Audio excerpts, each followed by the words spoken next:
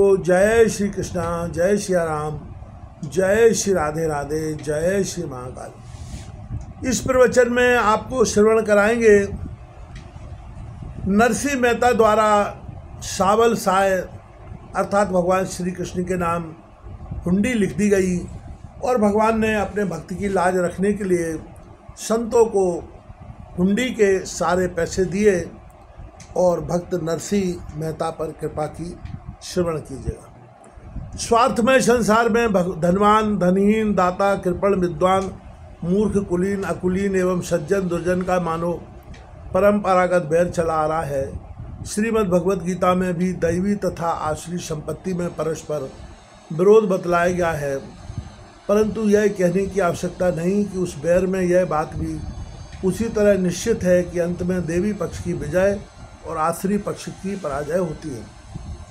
दैवी संपत्ति संपन्न नरसिंह राम भी आरंभ से ही यह युद्ध लड़ते आ रहे थे और उसमें लौकिक और पारमार्थिक दोनों दृष्टियों से उन्हीं की विजय भी होती आ रही थी। उन्हें पुनः एक संकट का सामना करना पड़ा। उनकी पत्नी को मरे प्राय 9 दिन बीत चुके थे। अब उनका श्राद्ध करने और उस अवसर पर ब्राह्मणों तथा जाति भाइयों को भोजन कराने की आवश्यकता आ पड़ी थी, परंतु वह भगवान के भरोसे निश्चिंत थे। नागर जाति के प्रमुख व्यक्ति उनके पास आते थे और सारी जाति को एकादश साय और द्वादश साय दोनों दिन भोजन कराने पर जोर दे रहे थे, परंतु नरसिंह राम परमात्मा की जैसी इच्छा कहकर बात टाल दिया करते थे। एक दिन प्रातःकाली शारंगधर नामक एक प्रमुख नागर उनके यहाँ उपस्थित हुए। उन्होंने आते ही जय श्री कृष्ण कहकर भक्तराज का अभिवादन किया। भक्तराज ने भी जय श्री कृष्ण कहकर अभिवादन का उत्तर देते हुए कहा, पधारिए सारंग जी, आज तो आपने मेरे प्रणकुति पावन की। इस प्रकार शिष्टाचार की 2-1 बातें होने के बाद सारंगधर बोले, नरसिंह राम, आज मैं तुम्हें एक सलाह देने के लिए आया हूँ। तुम उच्च कुल के पुरुष हो। अपने कुल की प्रथा के अनुसार तुम्हें माणिक बाई के निमित्त एकादशाय और द्वादशाय 2 दिन जाति भोज देना चाहिए। उससे कम करने से तुम्हारी मर्यादा में बट्टा लगेगा। सारंगधर जी, आप ठीक कहते हैं, परंतु इसमें कुल की प्रथा का कोई ख्याल नहीं। यह बात अपनी वर्तमान अवस्था पर निर्भर करती है। शक्ति के बाहर कोई काम करना ठीक नहीं। मैं तो बस 2-4 साधु संतों को। सारंगधर ने बीच में ही बात काटते हुए कहा है, पागल हो गए हो क्या? नरसिंह राम, 2-4 भगत भिखारियों को भोजन कराने से थोड़े ही तुम्हारी पत्नी का कल्याण होगा। जाति गंगा को तृप्त किए बिना उस बिचारी को कैसे सद्गति प्राप्त होगी? वह बिचारी क्या कुछ समय साथ लेकर गई है? अब यही तो उसका अंतिम नाता है। उसके नाम पर तुम इतना भी नहीं कर सकते। बार बार थोड़ी करना है। भाई, आपका कहना तो यथार्थ है। मरने वाला व्यक्ति अपने साथ कुछ ले नहीं जाता और उसके नाम पर यथाशक्ति ब्राह्मण भोजन कराना उचित भी है, परंतु यह कोई जरूरी नहीं है कि अपनी शक्ति के बाहर कई दिनों तक अधिकाधिक आदमियों को भोजन कराया जाएगा।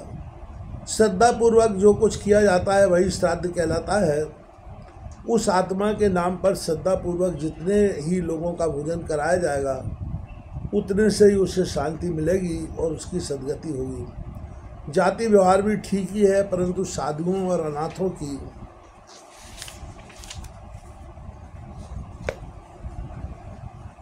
सेवा उससे कहीं अधिक महत्व रखती है। जाति भोज तो अधिकतर व्यवहार का विषय है, नरसिंह राम ने उत्तर दिया।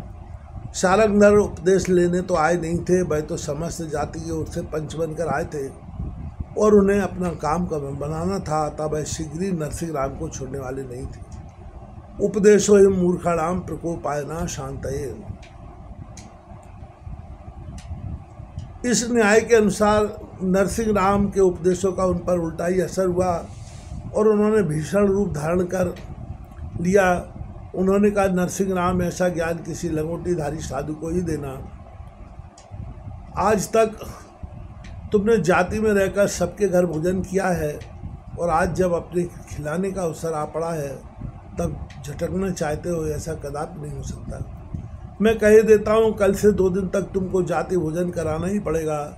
इसके लिए चाहे उस घर को बेच दो या अपनी स्त्री के गहनों को। सारंगधर की बात सुनकर सरल स्वभाव नरसिंह राम ने भगवान का जप करते करते मस्ती खिलाकर हामी भर दी। बस फिर क्या था, सारंगधर का विजय डंका बज गया। वह अपनी विजय पर फूला हुआ अपने घर वापस लौट गया। सारंगधर के चले जाने पर भक्तराज सोचने लगे, मैंने जाति भोजन कराने के लिए हाँ तो कह दिया, किंतु अब इसको पूर्ण करना तो श्याम सुंदर के ही अधीन है।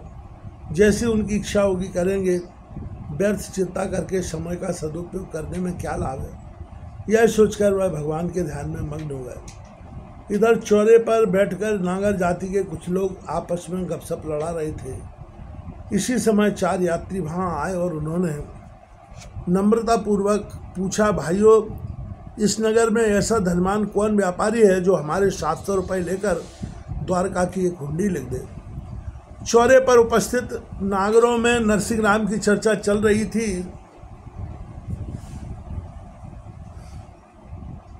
यात्रियों की बात सुनकर एक ईर्षालु नागर ने तुरंत उत्तर दिया, आप लोग नरसिंह मेहता के घर चले जाइए, द्वारका में उनकी बहुत बड़ी पेड़ी दुकान है, हुंडी वही स्वीकृत हो जाएगी।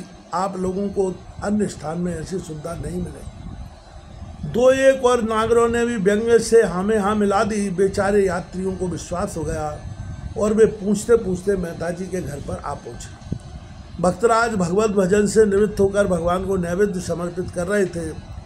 यात्रियों ने मेहता जी को नमस्कार किया। भक्तराज ने अभिवादन का उत्तर देने के बाद उन्हें आसन, जल और भगवत प्रसाद प्रदान कर उनका यथोचित सत्कार किया और फिर आगमन का कारण पूछा। नरसिंह राम जी, हम लोग परदेशी यात्री हैं। जूनागढ़ से द्वारकापुरी का मार्ग विपट होने के कारण द्रव्य लेकर चलना हमें अनुचित और भयावह प्रतीत होता है। अतएव ये 700 रुपये लेकर यदि आप द्वारकापुरी की हुंडी लिख दें तो बड़ी कृपा होगी। एक ने नम्रतापूर्वक कहा। हरिजनों, मेरा घर आप लोगों को किसने बताया? भक्तराज ने हंसते हुए पूछा।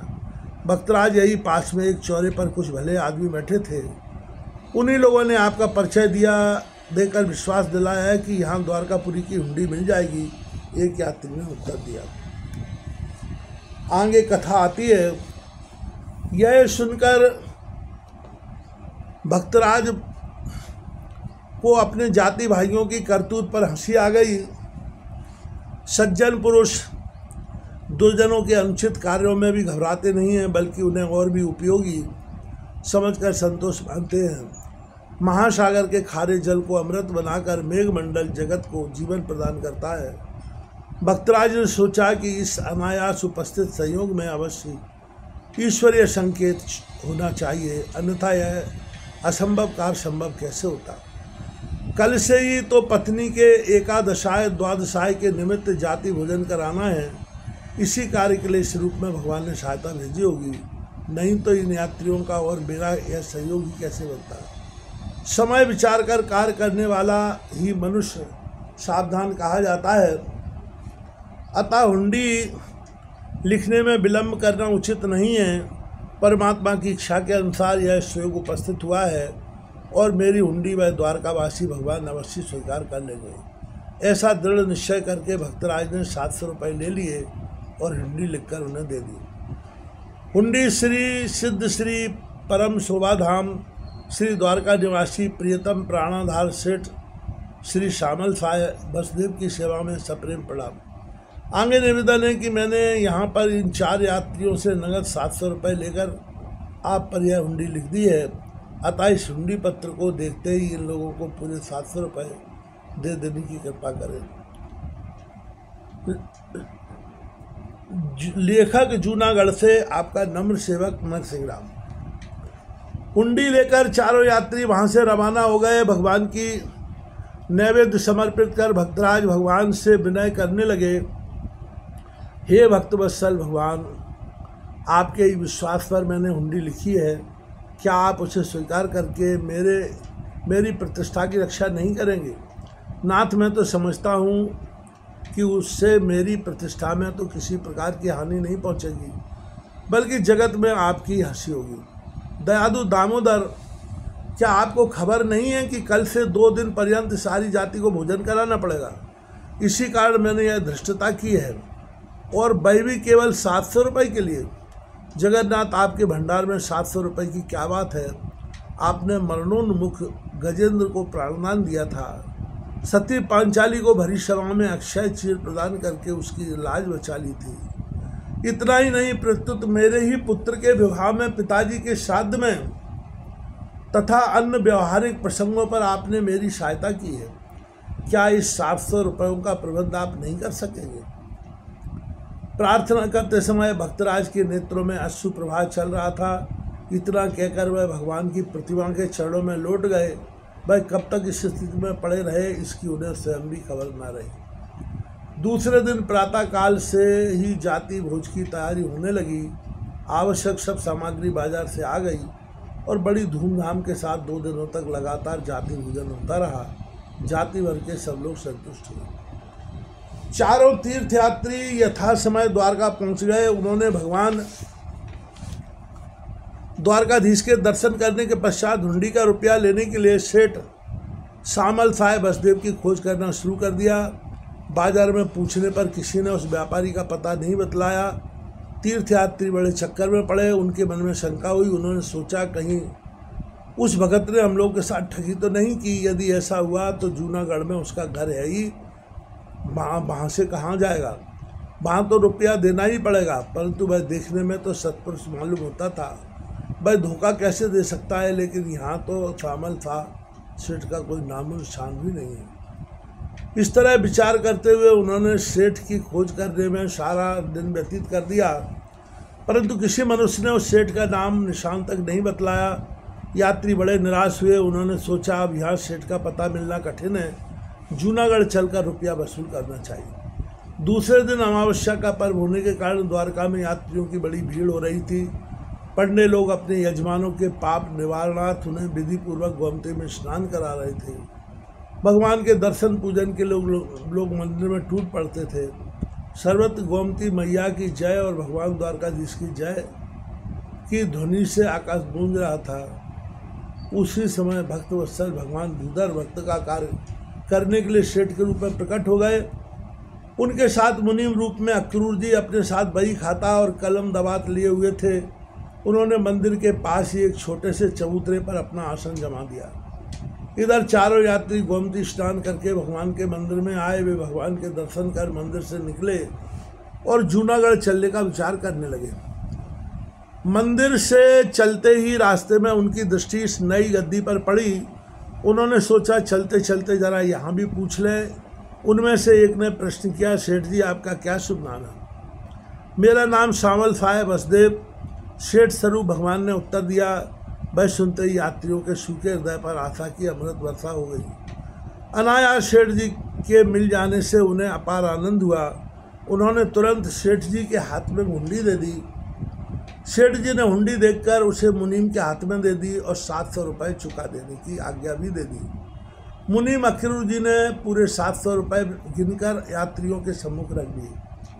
यात्रियों ने रुपए गिनकर ले लिए और हुंडी पर भरपाई कर दी। रुपए प्राप्त कर यात्रियों ने नरसिंह राम की बड़ी प्रशंसा की और उनका सारा हाल सेठ रूपधारी भगवान को सुनाया।